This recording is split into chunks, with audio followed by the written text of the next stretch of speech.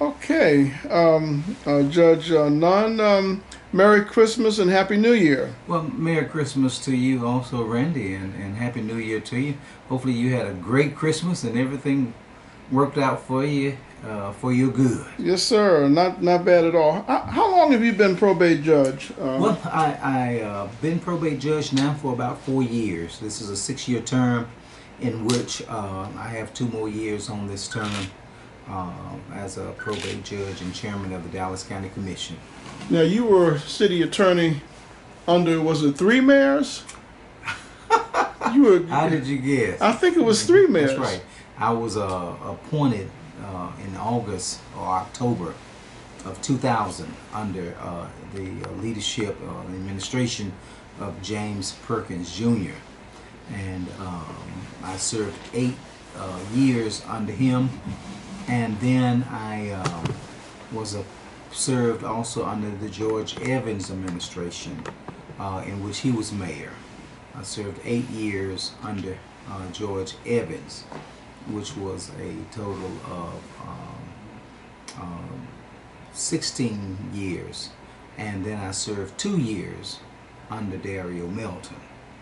And then I ran for this seat as a probate judge. So it gave me a total of 18 years with the city of Selma in 3 administrations. Yeah, you're correct. Some would say that takes a lot of political maneuvering, and you must be a political professor of science. How do you in Selma? How do you go through 3 totally different administrations and survive, and still come out intact, and then become probate judge? Well, I think what it is, Randy, it's about having a good attitude, knowing the law, and stating the law, and just being a good lawyer for your client. And my client was the city of Selma, along with the staff and the elected officials, and I've always tried to represent them to the best of my ability. I've always told them the law is the law. It doesn't matter who you get to be your attorney. We don't write the law, but we interpret the law. And I've tried to interpret the law to the best of my ability and represent them. And yes, there was some maneuvering and trying to dodge bullets and all of that, But was any of it due to you? Because you have a pretty humble personality. I mean, those administrations had reputations for being very egotistical. And so you can't survive, I wouldn't think, in that kind of an environment unless you're humble. Yeah, and I left that up to the elected officials to be egotistic. I was not an elected official at that time, so my job depended upon being hired either by the council or, well, I think at all times I was hired by the council. Mm-hmm. I believe the only thing that changed was when I was coming on board in 2000.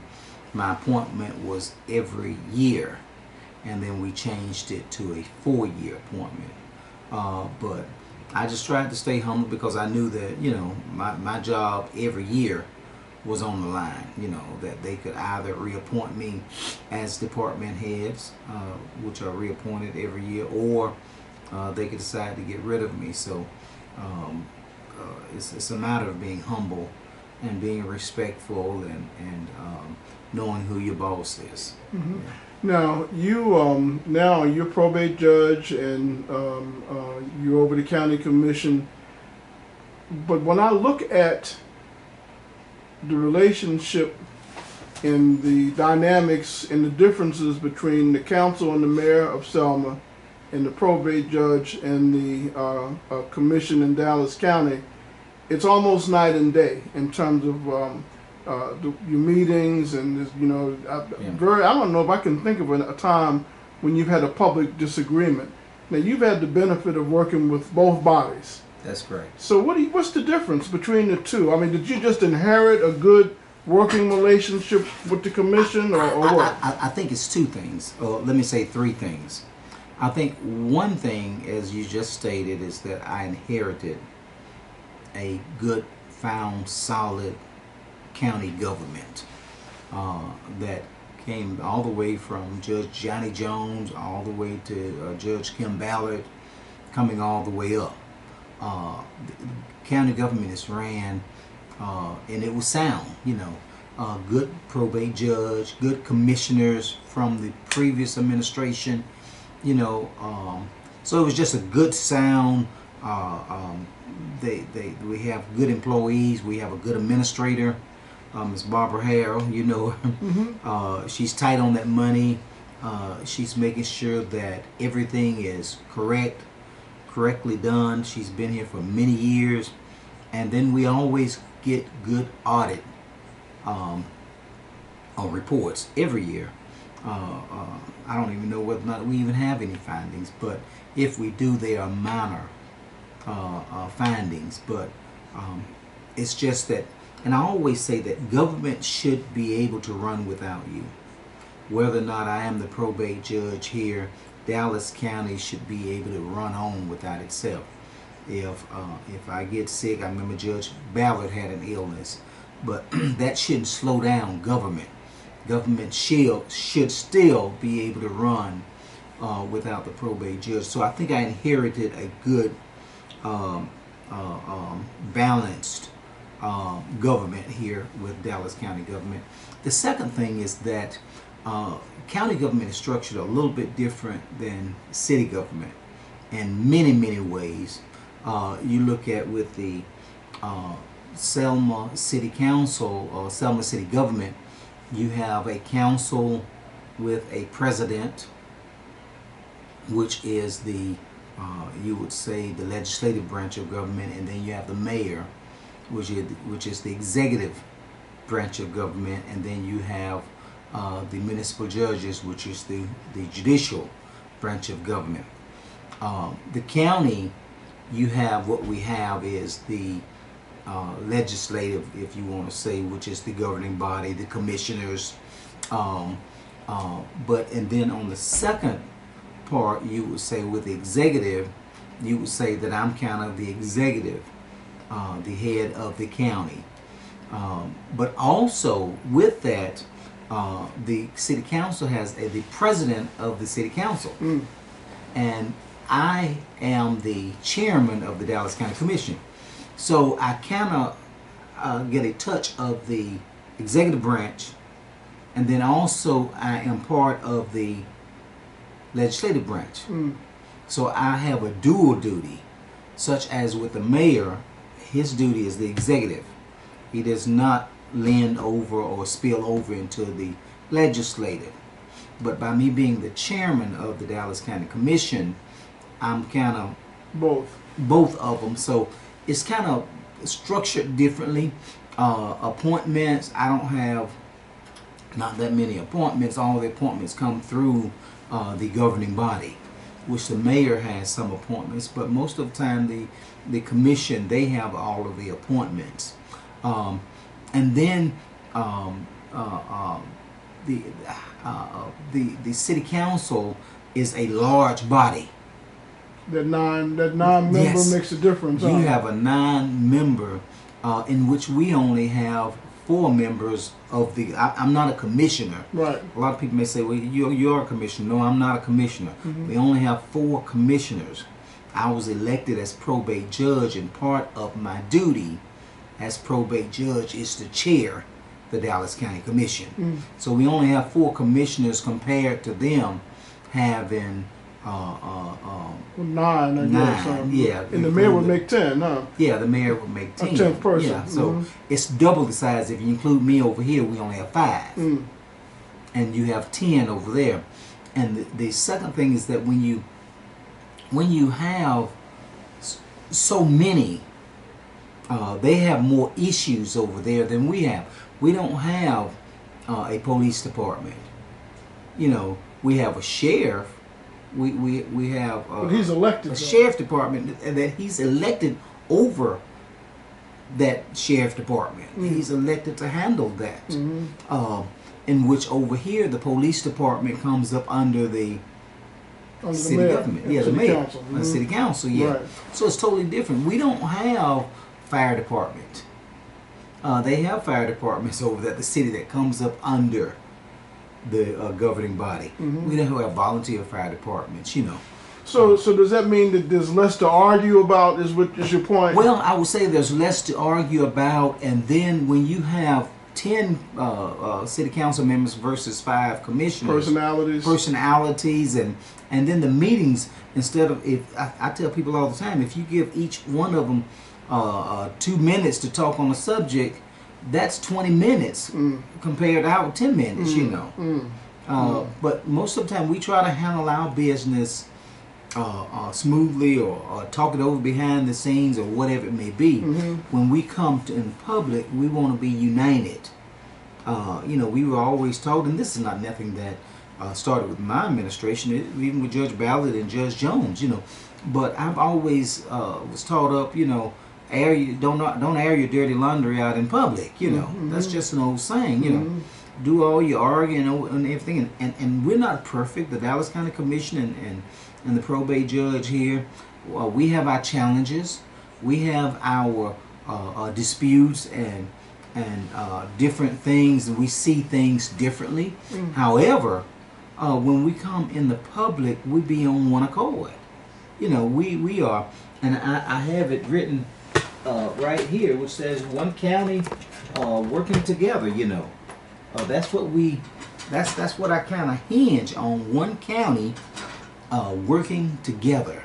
If we can hinge on that and work together, 4 commissioners working together for the good of Dallas County, and that's what it's all about. It's not about these personal endeavors and personal things. It's what benefits Dallas County as a whole. Now they have their own districts, but as commissioners, they are responsible for one thing. That's mainly the roads. That's what they have on their agenda. That's what they're responsible for. That's why I get some calls about roads, but I usually refer them to the commissioners or refer them to the engineering department, because that's their main 90% of what they are elected for is roads. That's what they're responsible for. I think the history, I noticed that in the history of the county commission for Alabama, that's how it started. Yeah. As being primarily responsible for maintaining and building roads. Yes. And we are an extension of the state. When we collect for the tags and driving license, that's an extension of the state of Alabama. When we collect taxes, when we collect property taxes, you paying state taxes, you know, for the property. We are an extension. We are an extended arm of state government, you know, and we get a percentage of money for housing, collecting the funds and everything. And then the Dallas County Courthouse, we house like EMA, and we house the district attorney, which is a state, you know, the circuit clerk, which is state, you know. All of them are state positions. The circuit judges, we have nothing to do. We own the Dallas County Courthouse, but we are mandated to do certain things and to house certain officers and positions within Dallas County. Now, with the Sheriff's Department, basically you determine the funding for the Sheriff's Department? Yes. And that's the extent of yours? That's right. We prepare the budget. We do provide the Sheriff Department. We're required to provide a budget for the sheriff. And most of the time when the sheriff comes before us, you know, I think if he asks for 100%, whatever he asks, we fund him 100% of what he's asking for since I've been here. But we fund that budget, and the sheriff is responsible for his employees. Same thing with the jail. We provide a budget for the jail, and we maintain the jail. But the sheriff is over the jail. They are his inmates at the jail. We don't have anything to do with the jail other than maintaining and owning the building and doing the repairs. Now, since you've been here, you've had to make some transitions. Did people retire? Did they leave? Did you have to fire and hire new people? How did that break down since you've been here? Are you dealing with employees? Or? Yes, sir. For employees within the courthouse that you're directly responsible for hiring. And we have had several employees just retire, coming in, and like I say, when I came in, I've had several employees that just was not going to work. They wanted to retire once the previous administration left, and that's good. If they wanted to retire, they were loyal to. That's right. To Judge Kim Ballard, or Judge Jones, or whatever the case may be. And that was fine. We had to replace that way. But you didn't fight it. I mean, you could have, if you wanted to, you could have caused problems for them. That's right. But you did that's not. Exactly right. No, I kept everybody on board. I think everybody should be given an opportunity to shine. Everybody should be given an opportunity to show me what you can do. And I tell them, as long as you're doing your job, you ain't got nothing to worry about, So you weren't racial in the way that you viewed the employees. You didn't bring race into it. No. See, I have been down that track as city attorney, whereby race has come in play, wanting to bring in a different race on being an attorney. I have been down that track where city council people thought it would be cheaper to bring in outsource for an attorney, that I was getting paid too much, or even the race card came up one time. They thought that that too many blacks in positions. That's right. So I've been down that road. And when I came over here to Dallas County, I knew that dog was not going to hunt under this administration. That was nothing that I was going to go down that road with. I think even for the ones that I know that everybody did not vote for me as probate judge for Dallas County. I know that didn't happen because I was in a runoff. So I know that I didn't receive 100% of the vote. But you didn't hold that against them? But I didn't hold that against them. Again, I think everybody should have an opportunity to do their job. Although they didn't vote for me, I probably got some of the best employees for Dallas County. That you left a lot of people in place, huh? Yes. Like Miss Harold, she would be in which Miss Harold is a great employee. I'm constantly. We have grown much closer. A lot of times when you come into place, it's like a mother with 200 children. It's like Dallas County having 200 employees, and then now you got a new daddy coming into the household. The children are very hesitant. My dad had been here, Judge Ballard been here 12 years. Right. My dad had been with the family for 12 years, and he's leaving us. Now we got a new man coming into the household, which is Judge Nunn. And again, that relationship, I knew from the beginning, I had to mend that relationship with the ones that didn't vote for me. I had to mend that relationship that loved the previous daddy or loved the previous probate judge. I had to myself, along with them, coming together, and we started coming closer and closer and closer, and now it's a perfect relationship. A lot of time it's a trust issue because people didn't know, well, what is he going to do as coming in, being the first black probate judge.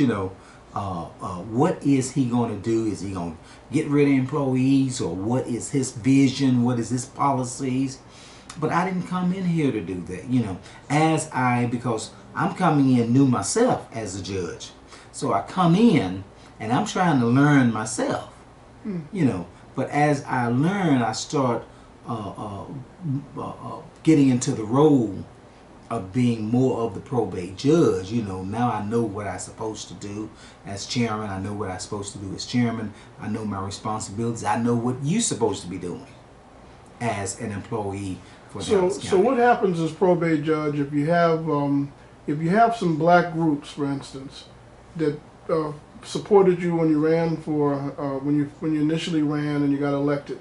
but when those groups come to you and demand that you be racial on a decision, or inject race into a conversation, how do you handle that?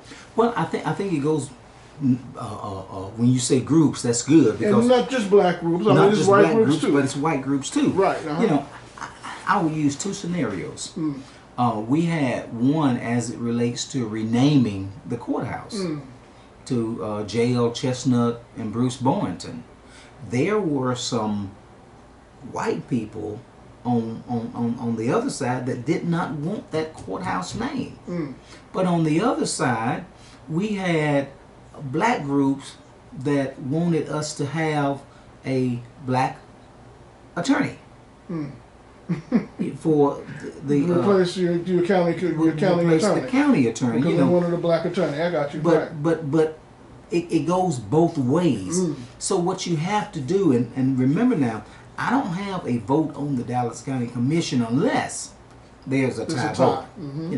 I'm not like the city council in which President Young has a vote. So they wanted to. You had a group that wanted to name the courthouse, not the annex. They wanted to name the courthouse. Annex, yes, name the annex. They wanted to name, but initially, was there a request for the annex, or was the request for the courthouse itself? I think it was a bigger request. I think it was for the courthouse, and then I think, and this was probably before my time. Before you got there, right? For the courthouse, I heard that there was a request to name just one of the courtrooms, one of the circuit, or the district courtroom, or the circuit judge's courtroom, just to name that. So the annex was a compromise? No, and then there was a request for the annex. All of that came before my time coming on board, and before the new commissioners came on board. But I think when the new commissioners came on board, with the with the annex and with the courtroom and with the courthouse, I think they just chose that the annex would be the best, because it was, the Dallas County Courthouse. Most people, when they look at the Dallas County Courthouse, you look at Montgomery Courthouse, or that's what they're looking for. Yeah, they're looking for the official name. So right. The annex was something that we said that we could name, and it would be inclusive, because that's where they practice court, in the circuit court over there. So the commission decided, well, let's name the courthout, not the courthouse, but the annex, after J.L. and Bruce Boynton. Now, since that has happened, the white groups react to that? I mean, those. Yes, there was a reaction. We had at when we did the renaming, and this was during the pandemic time.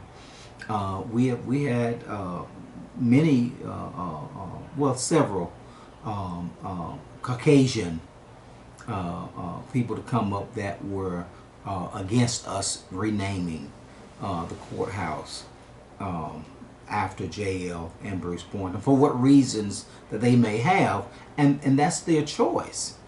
We don't live in a world that everybody's going to say, yes, thank you for renaming that. So you had on one side, a group of Caucasians or whites coming out against that, because they did not want it named J.L. Chestnut.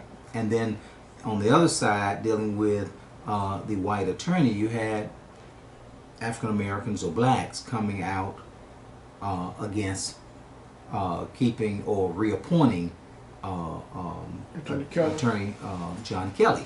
So it's on both sides. So how do you deal with that?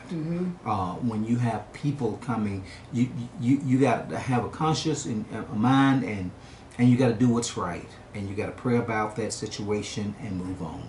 And that's what you did. have to do. So you prayed about it, and you have to pray your about goal it. was to do the right thing, and let God lead you. Even the Bible said, in all thy ways, everything acknowledge Him, and let Him direct your path. And that's what, as a commission, we came together as a commission and said, hey, this is what we're going to do. And it was a unanimous vote. In both cases? In both cases, in both cases, whether it was for renaming the courthouse, whether you were white or black on the commission, it was a unanimous vote. John Kelly being the county attorney. Different races on both sides, but the commission, we stuck together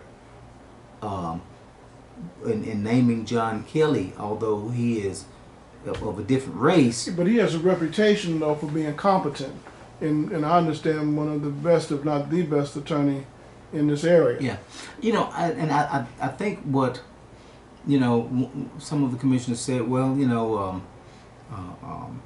like you say, he's been doing a good job. If he was not doing a good job, and I don't think that the commission would hesitate about him replacing him. But there's no need to, since he was doing. Or if even with J.L. Chestnut and Bruce Boynton. Bruce Boynton was the first African American county attorney for Dallas County. It befitted him to be named, and J.L. Chestnut, he had done so much for the black race here in Dallas County, so it was befitting to name. And it was other names and other people and everything came out, but them are the two in which I know that they were appropriate, and it was related to legal, to the court. And certain groups was pushing for that courthouse to be named. First, if I'm correct, and I think it was first it was JL. They was pushing for By JL himself. alone. And then they came back and another group was pushing for Bruce Boynton. So we made a compromise, and let's just put both names on there. Okay, now you mentioned your path being directed. So where are you? What are you hoping? What have you done this past year, and what are you hoping to do with the remaining 2 years that you have?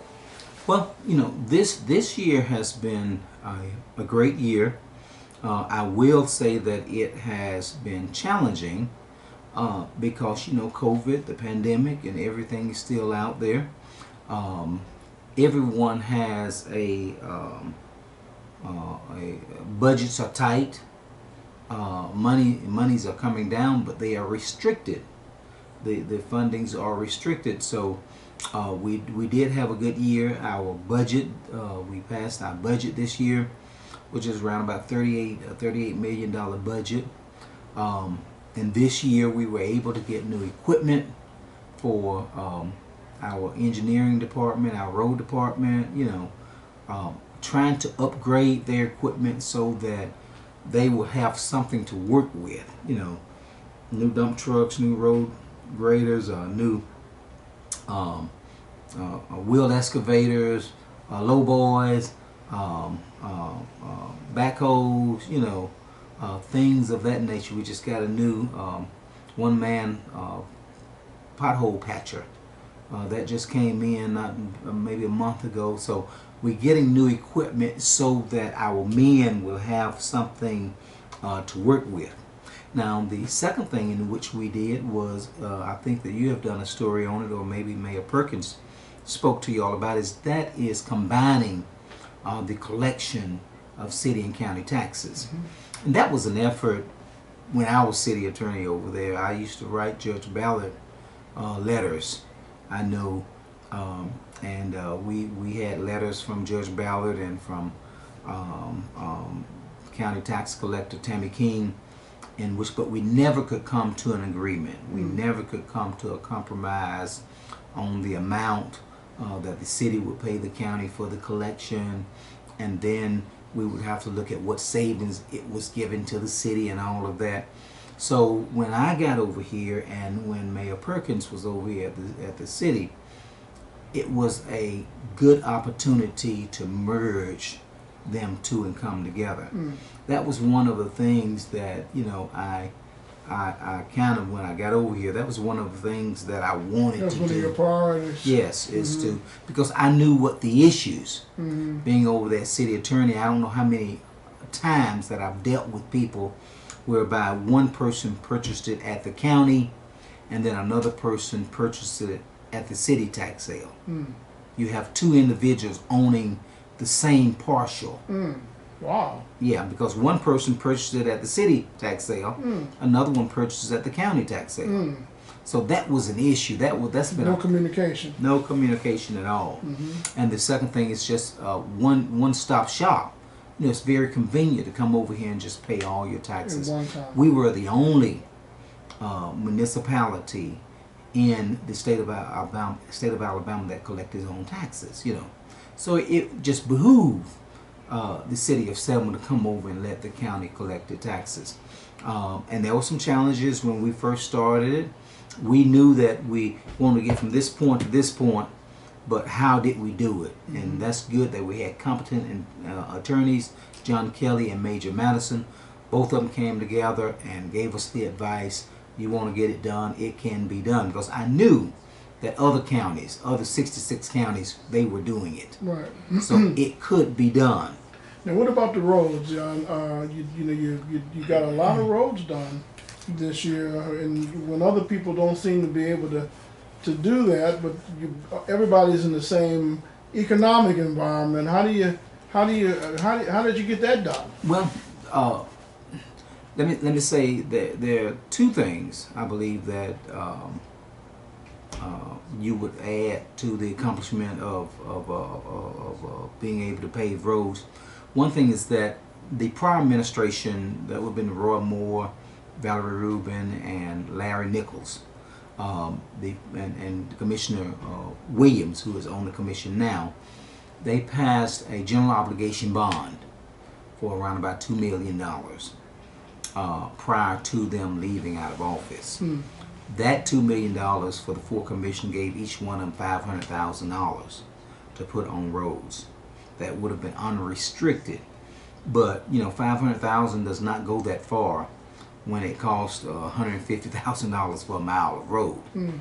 We have over 1,000, I think it's over 1,000 miles of road In the county? in the county. Does that include the city, or that's just outside of the city limits? I think that's outside, miles of road that we have to take care of. So when you're talking about 500,000 that will pave 2 or 3 miles of road, you still got 997 miles of road. Right. You know, it's a lot of roads So out what did you there. do? How did you? That, and then if you recall, what the second thing that has helped out Dallas County is the Rebuild Alabama Act from the state of Alabama. ACCA, Sonny with ACCA, they pushed it through the legislature. That we call that the gas tax on the gasoline, that we get a percentage every year to go towards pavement and resurfacing roads. Right now, there's around about $1 million every year that comes in to pave roads for Dallas County. Now, just not Dallas County received that. The city of Selma received funds too. Does it come out of that million, or they have a separate pot? No, they have a separate pot. But it's not that much though. They don't get as much as we receive, but Dallas County gets around about $1 million, in which you divide that between the commissioners. Again, that's only $250,000, and if it costs, that's a year.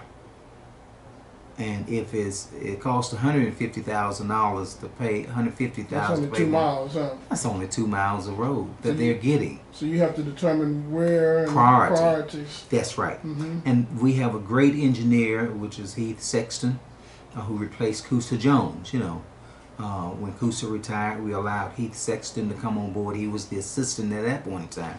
And we're looking for an assistant engineer. If you know of an assistant engineer out there, we need one bad. We've been looking 2 years for an assistant engineer, trying to help our engineer out, you know. But the commissioners will prioritize, maybe say 5 miles of road that they need to get done for next year. And the commissioner will go out in their district and say, hey, I need this road, I need King Ben, which you're familiar with. We need King Ben paved. We need Choctaw down in that area Mm-hmm. paved or whatever. Tipton, you know, that's your Commissioner Towns may say these are the roads that I need, and the engineer may say, hey, you got 500,000, what you want to spend it on? Mm-hmm. And he will say these are the roads that I need done in my district. Mm-hmm. However, the rebuild money, by them they were able to get a lot of roads done this year because they let that money build up for about 2 years. So it was a build up of money to get all them roads done. Again, 2023, they may not be able to get as many roads done because they only gonna get about $250,000. Commissioner Each commissioner, right? will get that out of that $1 million. Now, what about the your congressional delegation? And what kind of relationship do you have with your state representative and state senator and U.S. Congressperson? We have a great relationship, you know, with Terry Sewell. We had all the ARPA money that came down, you know. That money came down. We have a really, really great, and that came down to Dallas County, and we were able to use that. We were able to use that 2 ways. I know that we were able to use, and that was to give the employees, essential workers, all of our employees premium pay. We gave them a $2 increase, which is around about a $4,000 increase in their pay. We did that for 3 years for the employees of Dallas County. This year coming up in 2023, that money, we will have to decide whether or not to include that $2 premium pay that we're giving the employees into our regular budget. So that's something that the commission is going to have to decide whether or not they want to include that. The second thing is that we did was our transforming the old Regions Bank into our administrative building, transforming that into that. How long will it be before that becomes? We are scheduled now around about the middle of March for for the year. completion, 2023, for them to be completed with that building there. Our state representative, Prince Chestnut, great relationship. And then we have Mr. Stewart coming on board. He is not in as of yet, but we look for Robert Stewart, the same relationship with him also. When we have local bills or local acts that need to be passed by our state legislature, they have always, Senator Malika Sanders, she has always been 100% on board. Our representative has always been 100% on board. So that's good to have a working relationship. Not that you're trying to go to them every time, always going to them, can you help me with this, can you help me with this, but just being there if we need you. When we need you, we know that we can go to you. You have a relationship. We have a great relationship with them. So that means a lot to be able to go to your state representative or your on the federal level, Congresswoman Sewell, and be able to call them up and say, hey, I need you. So what are you hoping to accomplish this upcoming year and for the remaining of for the next couple of years? Well, this year that's coming up, you know, we just had an election this past November, which was only a month away, a month prior to this interview today. Coming up in 2023, first is, you know, that we have another election coming up. That will, although we say that I've been in office 4 years, we only have 13 months before our next election. Before the window opens, you mean? Yeah, no, before we go out and cast our vote. 13 months. You know, the election is March of 2024. Oh, okay. I'm thinking November-ish, but no, the election is March of 2004. It's about to be January of 2023. January of 2024 is 12 months. And then you have February, and then the election is March the 5th. Wow. So really don't have 13 months. Maybe we got 12 months. Wow. Candidates start campaigning 1 year out before the election. So March of 2023 is when candidates start campaigning. March of 2023 is when this office develops its calendar from the state and start getting everything scheduling for the election for 2024. So in March of 2023, which is only 3 months away, we will start putting together the calendar, the schedule, and everything. Candidates will start getting out and campaigning 1 year out.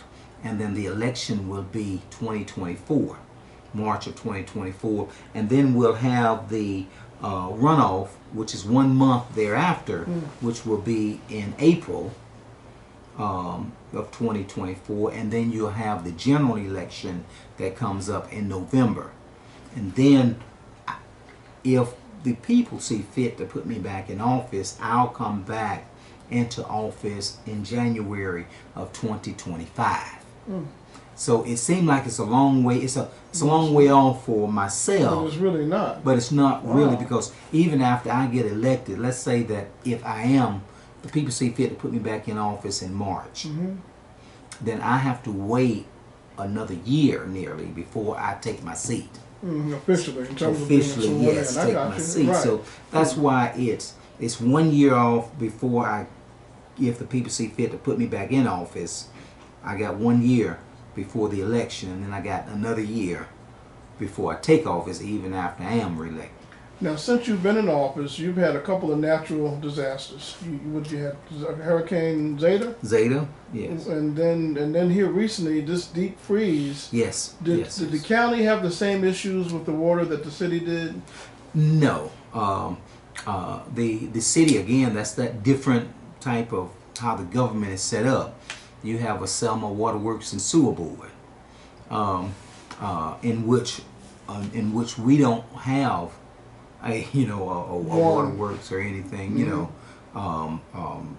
but we have Selma City Council. They own several buildings, many buildings, many properties. We don't, Dallas County Commission, we don't own that many properties, we own the properties that we have, and the school board and the health department, all of that property we own, but we don't have a lot of properties out there. We don't have a lot of fire stations, and then we're not responsible for, like the Selma Waterworks and Sewer Board, responsible for providing water to the residents, cutting off the water, cutting on the water, and all of that. So each area has its own governing water board. Yes, that's correct. And so the county doesn't do anything with that. No, is what you're saying. they have their own authority. Right. They have their own board.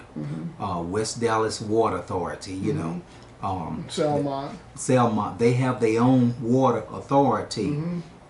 What we do as a commission, we do appoint the members. State law says that the commission, whenever their terms expire, the commission will appoint the members to that board. But once the members are appointed, then it's hands off. That's all we do, because they are a separate entity by themselves, just like the city of Selma. The city council appoints members to the Selma Waterworks and Sewer Board, but that's all they do is appoint the members. They can't go over there and run the Selma Waterworks and Sewer Board. Right. If you had to sum up what you've learned so far, is there anything that comes to mind about what you've learned as probate judge at this point in your term? Well, I've learned a lot. I think we started off the conversation about being humble. That's one thing. And the second thing is trying to be fair and treat everybody equal. I heard a saying one day was being fair and equal, or giving everybody equality, I guess, would be giving everybody a pair of shoes for them to wear. But being fair and equality is giving everybody a pair of shoes and making sure that they fit. Yeah. I've heard that saying, so that's what I've always tried to do, meaning that each department head or each employee is different. You may give them a pair of shoes, but it may not fit them. You're treating them equal, giving everybody a pair of shoes, but to be fair, and to be equal mean to give them a pair of shoes and make sure that it's the right size for them, to make sure that whatever their needs are, you try to accommodate them. So humbling myself and being fair, treating everybody right, and just understanding that it's not all about Jimmy Nunn. It's not all about Jimmy Nunn being the probate judge. It takes teamwork to run Dallas County. It takes the commissioners, all the way from the full commissioners that we have, all the way down to the department heads and the employees. It takes everybody to run Dallas County. And believe me, when one person is gone, it hurts. It hurts when one person is gone, or one of the department heads. We lost a department head, Kevin, our environmental guy, but it hurts. It hurt us when we lost that person. But it takes everybody to run Dallas County. So I've learned to not think that I'm so big that I can run it and I don't need you and I don't need you. I need everybody. In every commission meeting, I tell them, I thank my employees, thank my commission. I always tell them that this chair is only as strong as the legs that hold it up.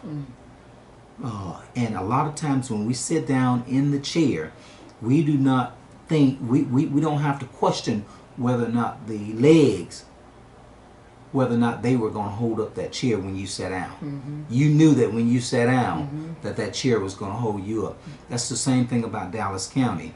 I know that we got good commission, and I know we have good employees and department heads.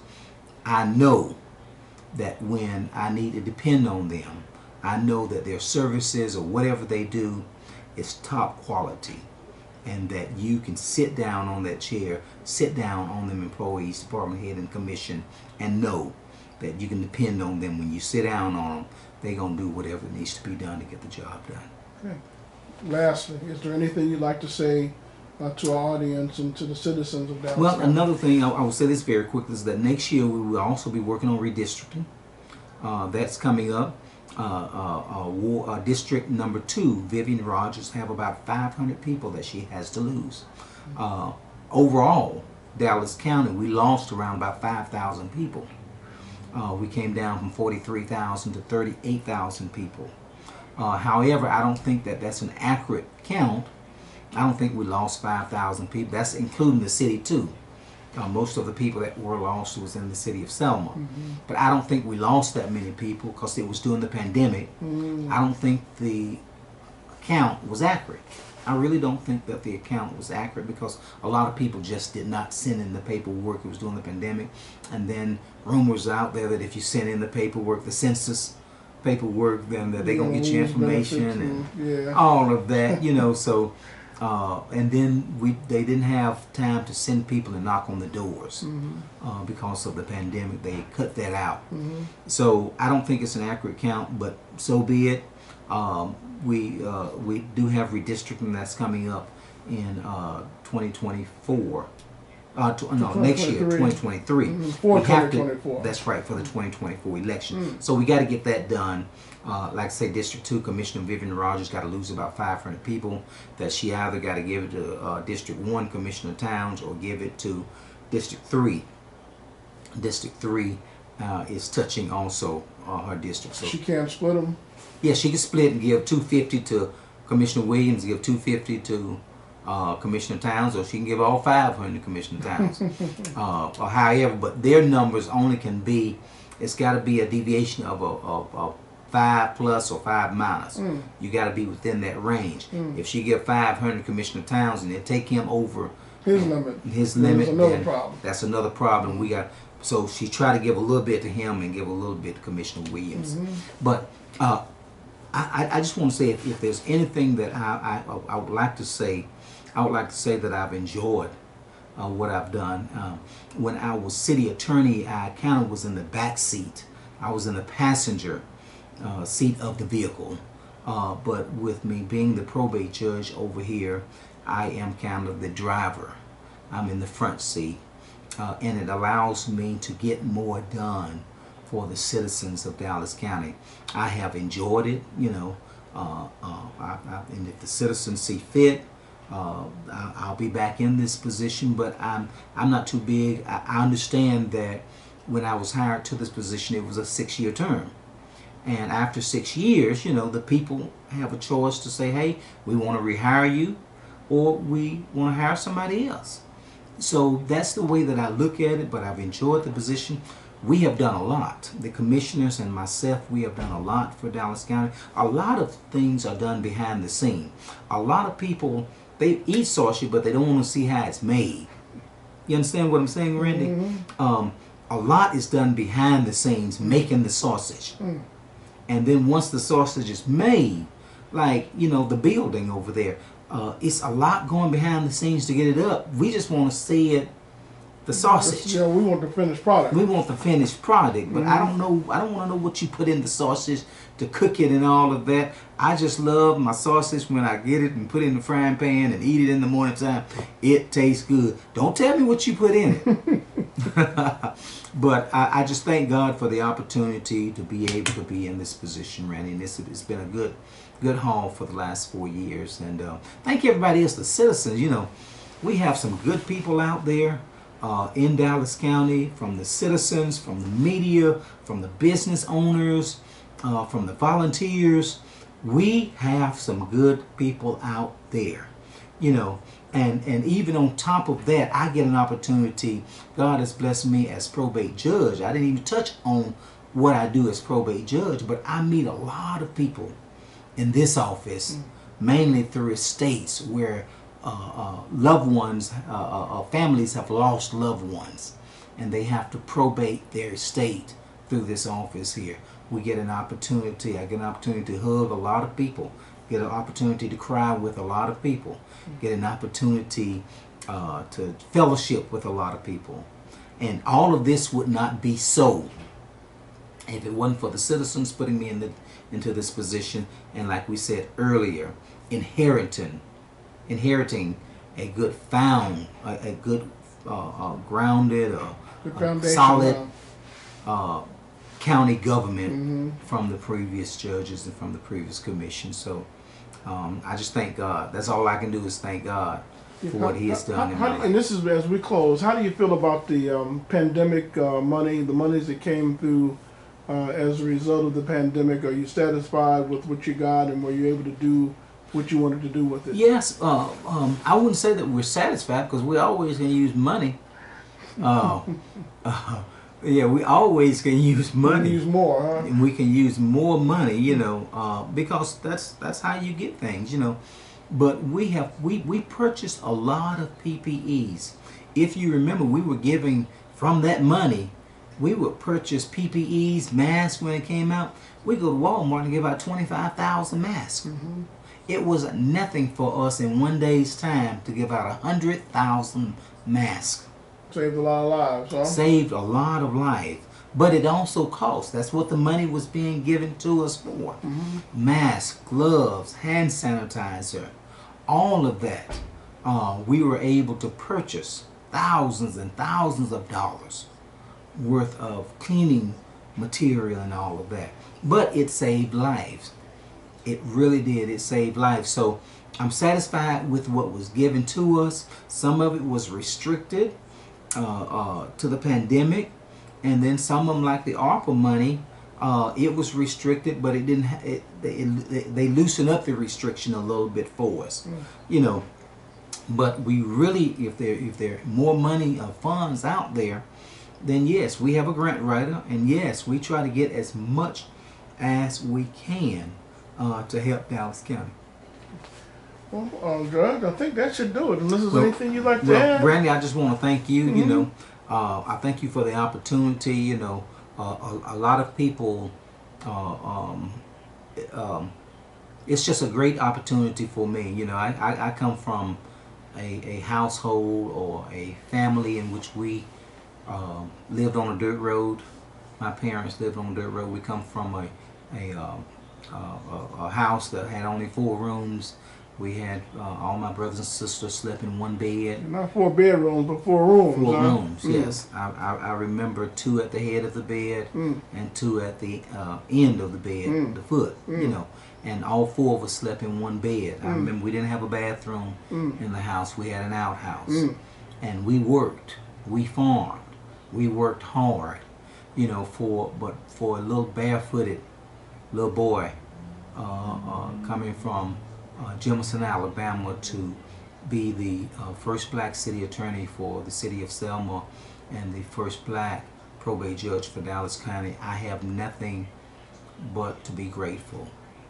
If God don't do anything else in my life, God has been good to me, and my family and everyone is proud of how far God has brought me. So I'm just thankful. Did that hard work help you and accomplish what you accomplished? Yes, I think the home training, the training that my daddy gave and my mother gave me, and that they instilled in me. I'm not gonna say it was easy when I grew up. I mean, it was hard. We go to school and we come back after school and work. You know, we worked hard. You know, we were dropped off on the bus at the cornfields, the pea fields. You know, we didn't have an opportunity to come home. We worked hard.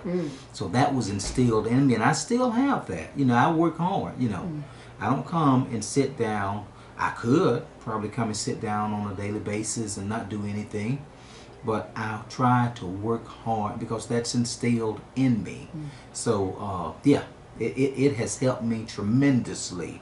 Sometimes I think I work too hard because the wear and tear as you go along in the years, there is wear and tear on your body though. Is there any way we can take that work ethic that you have learned and transfer to this generation that is having so many issues? You know, Randy, that's getting into, I guess we could talk all day on that, but that is a big issue.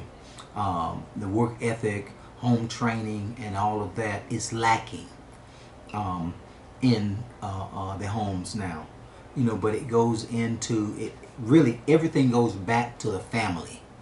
It really goes, it hinges back on the family, in which that home training must start at home. But a lot of times the parents are not there, you know, not by choice, but you know, you have a lot of homes that have single parents. You have a lot of homes that have double parents, father and mother, but everybody having to work so now.